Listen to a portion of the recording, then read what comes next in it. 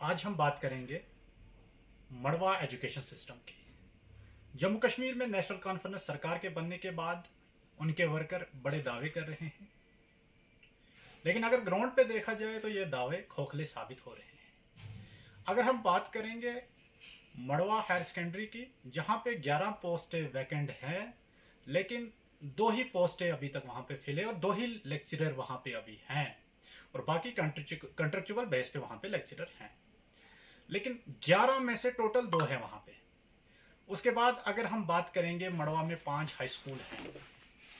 5 high school में से अभी 4 हाई स्कूल हैंग्ड हैं, जो अभी फुल हाई स्कूल नहीं है, अभी लटके हुए हैं वो। उन 5 में से 4 में हमें डीडीओज पावर, उन 5 में से एक को हमें डीडीओज पावर है धरना वाले हाई स्कूल में, लेकिन बदकिस्मती की वजह से आज की डेट में वहाँ पे हेडमास्टर भी नहीं है।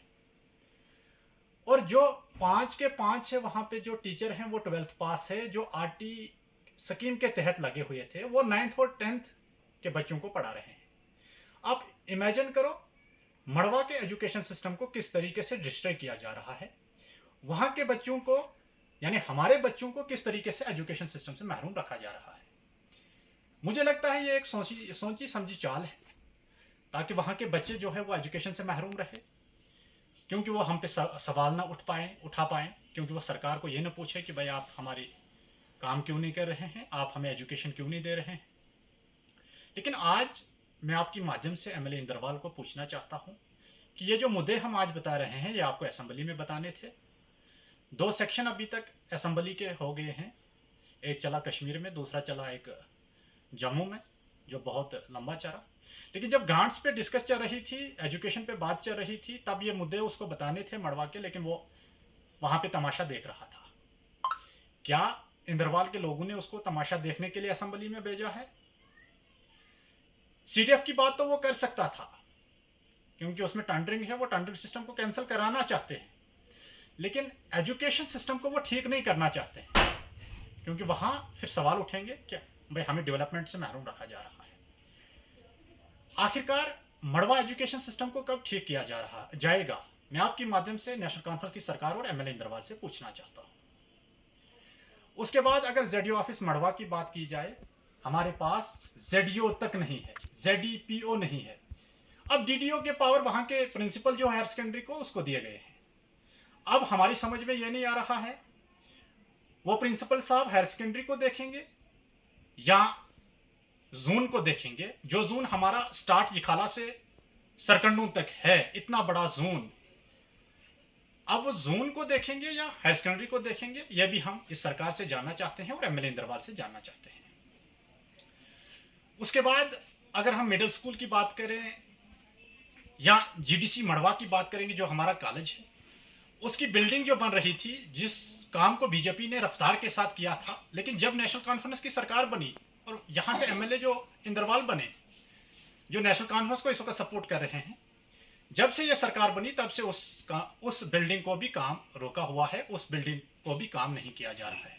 आखिरकार ये हो क्या रहा है मड़वा के साथ, ये भी हम सरकार से पूछना चाहते हैं, ये भी हम इंद्रवाल एमएलए से पूछना चाहते हैं। उस बिल्डिंग का काम अब उससे आगे शुरू कब करोगे आप? उसके बाद वहां जो कॉलेज में हमें आर्ट्स स्ट्रीम है, मेडिकल स्ट्रीम अभी तक वहां के लोग वहां उस कॉलेज को नहीं दी गई है, वहां के लोगों को नहीं दी गई है। वहां जो मेडिकल में बच्चे पढ़ना चाहते हैं उनको या तो अनंतनाग में एडमिशन लेनी पड़ती है या तो किश्तवाड़ में लेनी पड़ती है। खैर, वहां का जो आर्ट्स स्ट्रीम है, उनको भी, उन बच्चों को भी प्रोफेसर नहीं दिए जा रहे हैं। वहां के मिडिल स्कूल टीचरों से खाली है। आप देखिए जो हमारे हाई स्कूल है, वहां में जो टीचर पढ़ा रहे हैं वो 12th पास है, जो आरटी स्कीम के तहत लगे थे। आप खुद इमेजिन करो किस तरीके से हमारे एजुकेशन सिस्टम को डिस्ट्रॉय किया जा रहा है। सब्जेक्ट वाइज हमारे पास टीचर ही नहीं है, क्योंकि पोस्ट ये क्रिएट कर ही नहीं रहे। पीजी बैठ करके टीचर हमें 9th 10th वाले को दिए ही नहीं रहे, क्योंकि मुझे लगता है एक साजिश के तहत हमारे साथ ये सलूक किया जा रहा है। मैं अगर एग्जांपल आपको दूंगा इस सरकार ने हमें वाइल्ड लाइफ में धकेल दिया था पहले भी, लेकिन उसके बाद हमारी किस्मत ये रही कि बीजेपी की सरकार आई और वहां के एमएलए किश्तवाड़ के सुनील जी बने और उसने हमें वाइल्ड लाइफ से निकाल दिया। लेकिन ये सरकार फिर से हमें पीछे रखना चाहती है एजुकेशन से। क्योंकि अगर कहा जाता है कि अगर किसी कौम को डेवलप्ड करना है, वहाँ के एजुकेशन सिस्टम को ठीक किया जाए। ये लोग हमें खाली वोट बैंक के लिए रखना चाहते हैं, लेकिन मैं आपकी माध्यम से आज एलजी एडमिनिस्ट्रेशन और एनसी सरकार जो बनी है यहाँ पे, और यहाँ की जो डिस्ट्रिक्ट एडमिनिस्ट्रेशन है, डी साहब यहाँ पे सीओ साहब हैं, उन तक ये बात पहुँचाना चाहता हूँ कि मड़वा एजुकेशन सिस्टम को देखा जाए, नहीं तो हम सड़कों पे आकर एहतजाज करना शुरू करेंगे। फिर जो भी हालात होंगे उसके जिम्मेदार यही लोग हैं जो आज सरकार में हैं।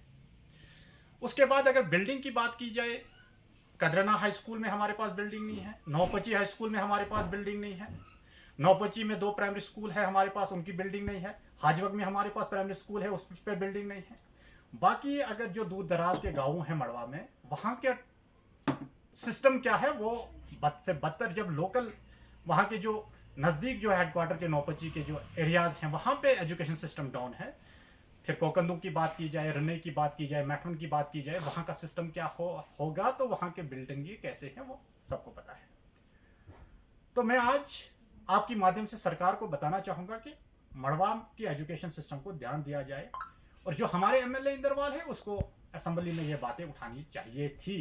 खैर अभी तक नहीं उठा पाए, तो आगे के जो सेक्शन लगेंगे तो हम उम्मीद करते हैं कि ये बातें वो असेंबली में उठाएंगे। आप इमेजिन करो कि इस बार हमारे पास 3 मास्टर ग्रेड मिले थे, लेकिन उन्होंने डिप्लॉयमेंट के तहत ऑर्डर वापस करवाया। अब वो दक्षिण से काम कर रहे हैं और मड़वा में पोस्टिंग है उनकी, मड़वा से तनख्वाह ले रहे हैं। आप देखो ये हमारे साथ कितनी नाइंसाफी है। कल को अगर हमारे मड़वा के मास्टर ग्रेड कोई टीचर बन जाता है, उसको या तो इनको दक्षिण लगाना पड़ेगा या वाड़वन या किश्तवाड़, क्योंकि जो पोस्टें हैं वो ऑलरेडी इन लोगों ने पकड़ी है, लेकिन ड्यूटी दक्षिण में दे रहे हैं, तनख्वाहें मड़वा से निकाल रहे हैं। यह भी हमारे साथ बहुत बड़ी नाइंसाफी है। तो मैं आपके माध्यम से सरकार को रिक्वेस्ट करता हूं कि एक तो हमें फौरन से फौरन परमानेंट जेडीओ दिया जाए, जेडीपीओ दिया जाए, और जेडीओ ऑफिस में जो वैकेंट पोस्टें हैं कम से कम 9 है। जूनियर असिस्टेंट नहीं है वहाँ पे, जूनियर असिस्टेंट की पोस्ट वैकेंट है। सीनियर असिस्टेंट के 2 पोस्टें वहाँ पे वैकेंट है, वो फुलफिल किया जाए।